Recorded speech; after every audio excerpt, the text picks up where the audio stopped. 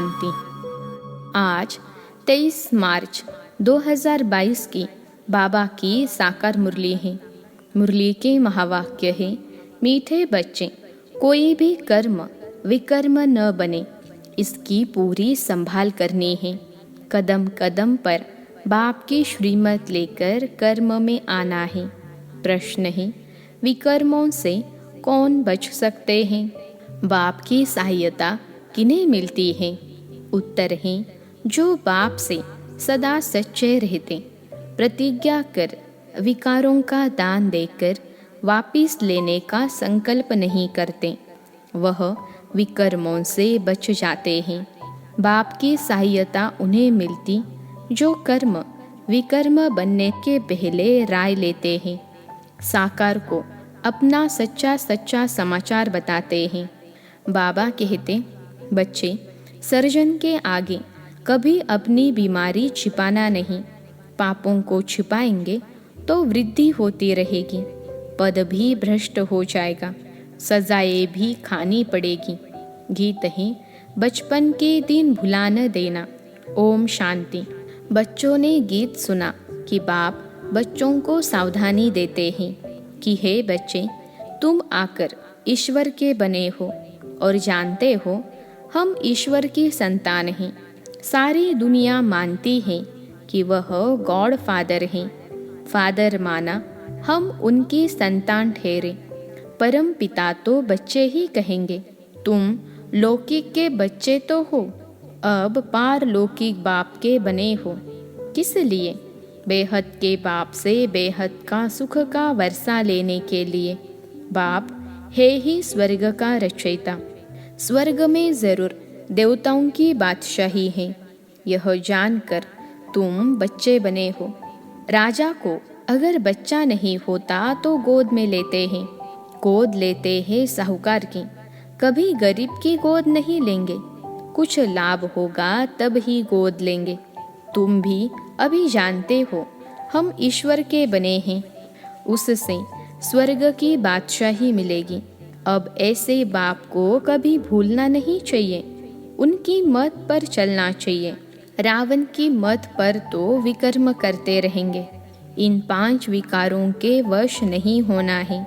कहाँ भी देखो धोखा खाता हो तो झट बाबा से मत लेना। कर्म विकर्म बनाने के पहले पूछना चाहिए, तो बाबा हम यह कर सकते हैं? तो समझाया जाता है कि कभी देह अभिमान में नहीं आना, अपने को आत्मा समझ परमपिता परमात्मा की मत पर चलते रहना। कदम कदम कभी कोई बात समझ में न आए तो पूछना कि बाबा, मैं फलाने पर फिदा हुआ हूँ, मेरे को काम के भूत ने घेरा है। तूफान तो बहुत आएंगे, परंतु अपने को संभालना है। गटर में गिरा तो गोया, बेहद के बाप को भूल काला मुंह कर दिया। बाबा तुमको गोरा बनाने आए हैं, इसलिए 5 विकारों के फंदे में कभी नहीं फंसना। फंसेंगे तब जब देह अभिमान में आएंगे। देही अभिमानी होगा तो बाबा का डर रहेगा। विकार में जाने से तो बड़ा विकर्म बन जाएगा, क्योंकि तुमने विकारों का दान दिया है। अगर दान देकर वापिस लिया तो हाल वही होगा जैसे हरिश्चंद्र का मिसाल है। यहाँ पैसे की कोई बात नहीं, यहाँ तो है 5 विकारों का दान। तुम्हारे पास जो कांटे हैं वह दान में दे दो, फिर कभी काम में नहीं लाना। अगर वापिस लेना हो तो इतलाव करना, न बताने से पाप वृद्धि को पाता जाएगा। फिर विकार में जाते रहेंगे। बतलाने से सहायता मिलेगी। हम शिव बाबा के बच्चे हैं, बाप से प्रतिज्ञा की है, कभी हार नहीं खाएंगे। यह है 5 विकारों रूपी दुश्मन को जीतने की बॉक्सिंग, उसमें कभी हराएंगे नहीं। अगर गिरा तो शिव बाबा तो झट जान जाएगा। फिर हुक्म मिला हुआ है साकार को लिखना, नहीं लिखेंगे तो विकर्म बढ़ता जाएगा और 100 गुना सजा खानी पड़ेगी। बाबा को बताने से आधा कट हो जाएगा। ऐसे बहुत बच्चे हैं जो लज्जा के मारे समाचार देते नहीं हैं। जैसे कोई गंदी बीमारी होती है तो सर्जन को बताने में दिल खाती है, तो सर्जन क्या कहेंगे? फिर नतीजा क्या निकलता है? बीमारी बढ़ती जाती है।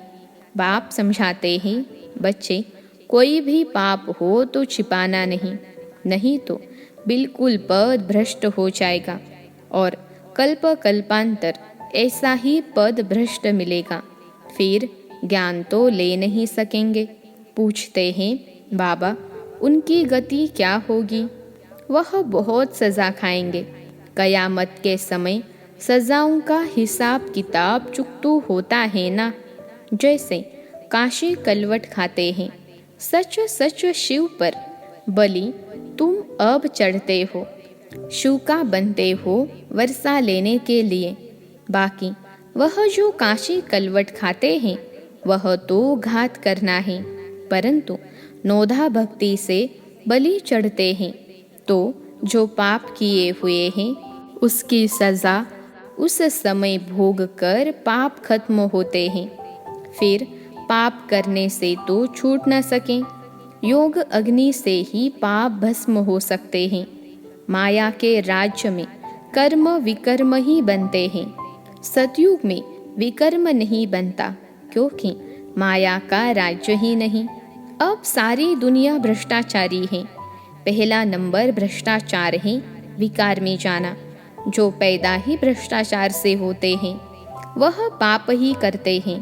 हे ही रावण राज्य, रावण को जलाते हैं, परंतु रावण क्या चीज़ है बिल्कुल ही नहीं जानते। रावण कहा ही जाता है 5 विकारों को। स्वर्ग में यह विकार होते नहीं, इसलिए उनको वाइसलेस वर्ल्ड कहा जाता है। वहाँ दूसरा कोई राज्य अथवा खंड होता ही नहीं।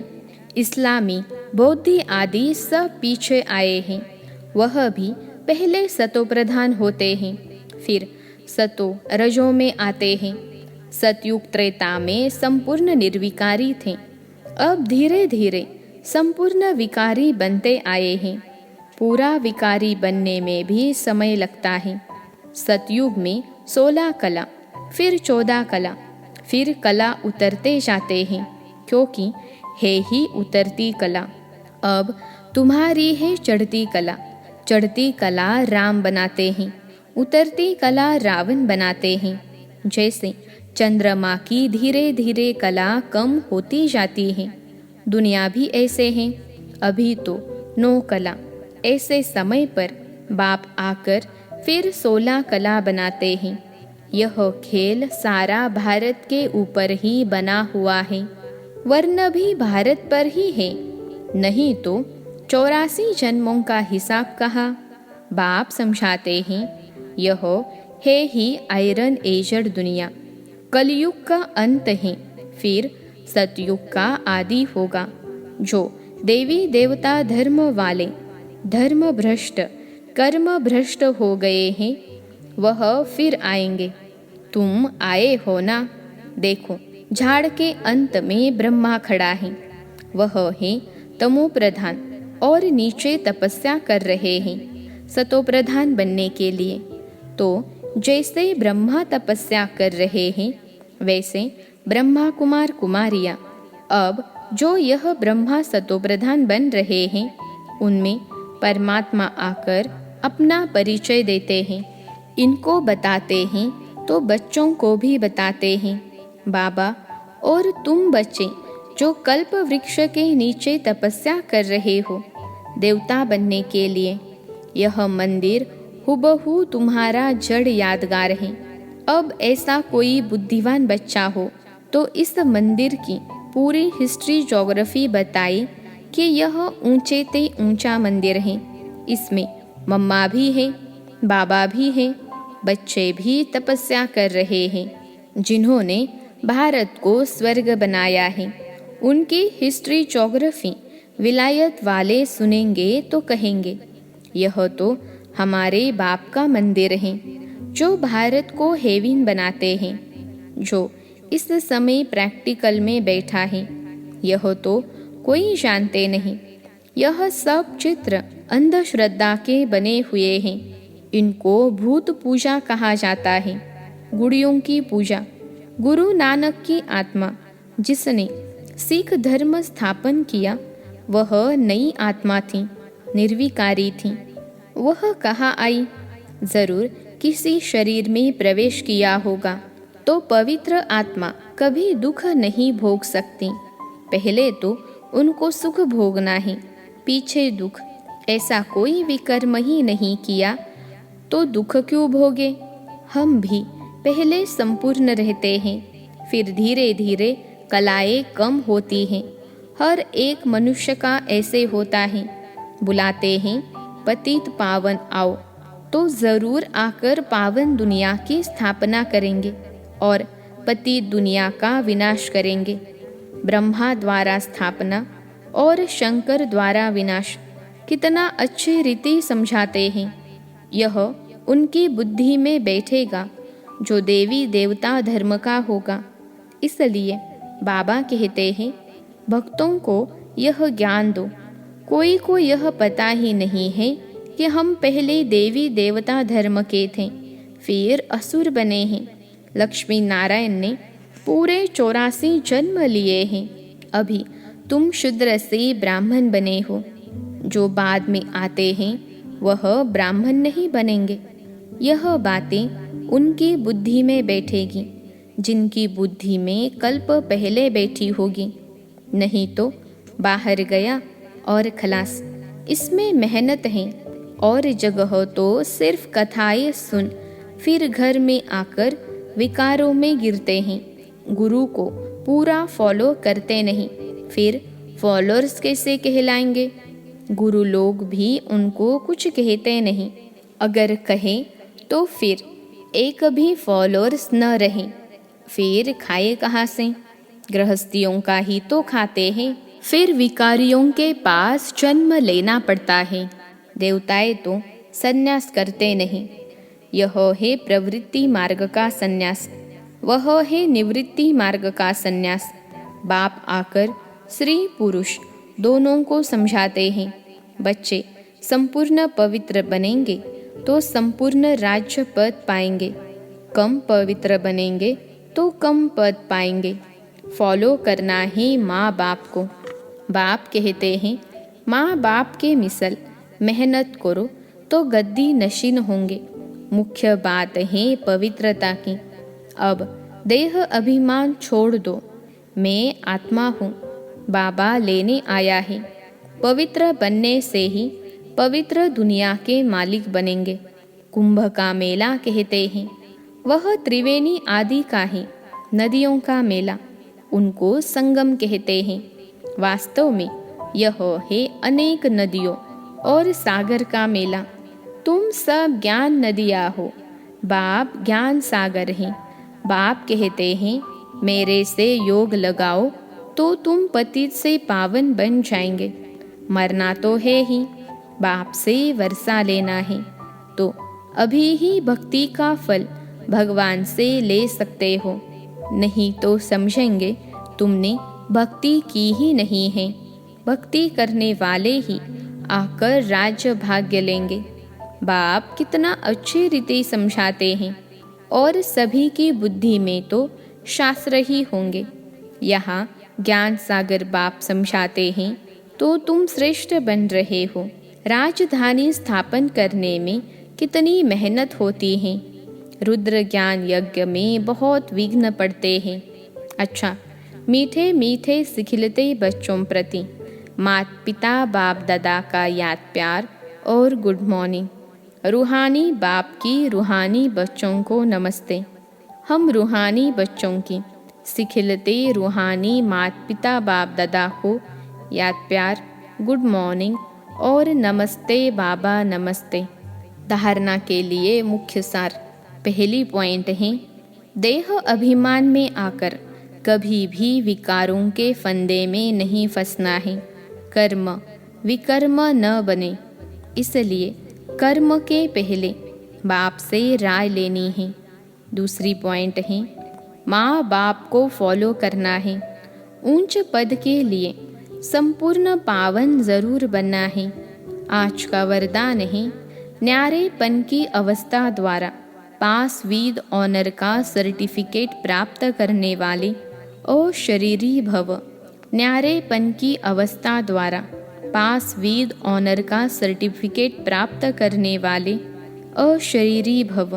विश्लेषण है, पास विद ऑनर का सर्टिफिकेट प्राप्त करने के लिए मुख और मन दोनों की आवाज़ से परे शांत स्वरूप की स्थिति में स्थित होने का अभ्यास चाहिए।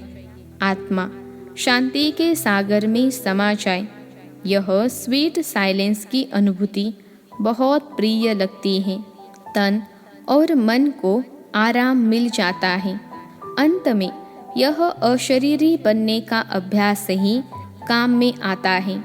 शरीर का कोई भी खेल चल रहा है, अशरीरी बन आत्मा साक्षी यानी न्यारा हो अपने शरीर का पार्ट देखें तो यही अवस्था अंत में विजयी बना देगी। आज का स्लोगन है, सर्व गुणों व सर्व शक्तियों का अधिकार प्राप्त करने के लिए आज्ञाकारी बनो। सर्व गुणों व सर्व शक्तियों का अधिकार प्राप्त करने के लिए आज्ञाकारी बनो। मातेश्वरी जी के अनमोल महावाक्य। सृष्टि पर कभी प्रलय होती नहीं, सृष्टि पर प्रलय कभी होती नहीं। अब यह जो मनुष्य समझ बैठे हैं कि इस सृष्टि पर कोई समय प्रलय अवश्य होती है, वो प्रलय तो ऐसे ही समझते हैं। अब प्रलय का मतलब है सृष्टि पर जलमय हो जाना, नई सृष्टि की स्थापना होती है। जिस नई सृष्टि की शुरुआत दिखाते हैं, कैसे सृष्टि के आदि में श्री कृष्ण देवता पीपल के पत्ते पर अंगूठा चूसते सृष्टि पर पधारे हैं, फिर ऐसे ही सृष्टि की उत्पत्ति शुरू होती है। अब यह विवेक चलाने की बात है। अब अपन यानी हम कहते हैं प्रलय का अर्थ है जलमय, तो इसका मतलब है कि एक भी सृष्टि पर न रहे। मनुष्य यह नहीं जानते हैं कि प्रलय का मतलब क्या है। प्रलय का यथार्थ मतलब है कि सृष्टि पर जो इतनी अपवित्रता होने कारण सृष्टि दुखी हो पड़ी है, उस अपवित्रता की प्रलय हो जाती है और सृष्टि पवित्र बन जाती है। गोया तमोगुनी सृष्टि बदल सतोगुनी सृष्टि बन जाती है। तो इसका मतलब है सृष्टि पर प्रलय नहीं होती, मगर सृष्टि पर आसुरी अवगुणों की प्रलय होती है। बाकी कोई मनुष्यों की प्रलय नहीं होती। अगर सृष्टि प्रलय हो जाती तो फिर गीता में भगवान ने जो कहा है कि सृष्टि अनादि चली आती है, तो क्या यह भगवानुवाद झूठा समझें? बाकी इतना जरूर है कि पुरानी दुनिया अर्थात तमोगुनी सृष्टि का विनाश हो, फिर नई सतोगुनी दुनिया की स्थापना होती है। तो विनाश और स्थापना का कार्य दोनों इकट्ठा चलता आता है। ऐसे नहीं कहेंगे कि सृष्टि प्रलय हो जाती है। इस ही सृष्टि पर स्वर्ग और नरक की स्थापना होती है, बल्कि जब स्वर्ग है तो नरक नहीं, जब नरक है तो स्वर्ग नहीं। स्वर्ग कहते हैं जहाँ पवित्र देवी देवताओं का निवास स्थान है, और नरक कहते हैं मृत्यु लोक को, जहाँ अपवित्र मनुष्य आत्माओं का निवास स्थान है। मानो अपवित्रता की प्रलय हो जाती है। अच्छा, ओम शांति।